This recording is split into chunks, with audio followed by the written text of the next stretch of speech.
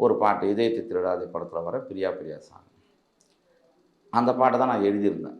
ம். அப்போ அவரு என்ன சொன்னாரு, "அண்ணா இது வந்து பயங்கரமா இருக்குதுண்ணா. இது வந்து உண்மை இது.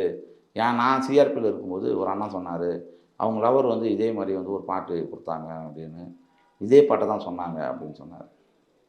சரின்னு சொல்லிட்டு எனக்கு ரொம்ப ஸ்ட்ராங் ஆயிடுச்சு. அப்போ நாம ஒண்ணு எழுதுறோம். அது வந்து உடனே லைக் ஆகுதுன்னு சொல்லிட்டு விட்டாச்சு. இதுக்கு பிறகு 1 வருஷம் கழிச்சு, ஒரு 6, 7 மாசம் கழிச்சு இருக்கும். 1 வருஷம் இருக்கும்னு நெனைக்கிறேன். ஜார்க்கண்ட் போறேன். வீடியோ கால் பேசிட்டு இருக்காரு. அவங்க ஒய்ஃபோட. நாங்க போன உடனே அவருக்கு ஆஃப் பண்ணிட்டாரு. "அப்படியா? இப்போ வீடியோ கால் வந்து இப்போ ஊருக்கு எப்போ போனேன்?" "இப்போ தான் வீடியோ கால்லே பார்த்துறேன்பா அதிகமா. அது வந்து முன்ன மாரிலாம் இல்ல. இப்போ நெனச்சா அவன் மூஞ்ச பார்த்துர்றோம். நமக்கு வந்து முன்ன மாரி ஏக்கம் கிடையாது. நான் வந்து 20, 25 வருஷத்துக்கு முன்ன வேலைக்கு வந்தேன்.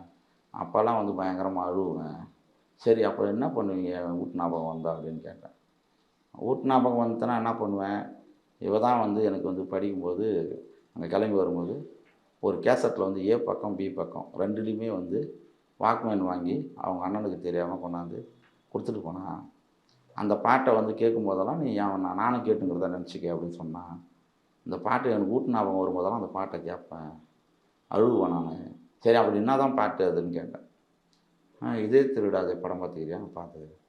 அதில வந்து பிரியா பிரியான்னு ஒரு பாட்டு வரும்ல, அந்த பாட்டு தான் அப்படின்னாரு.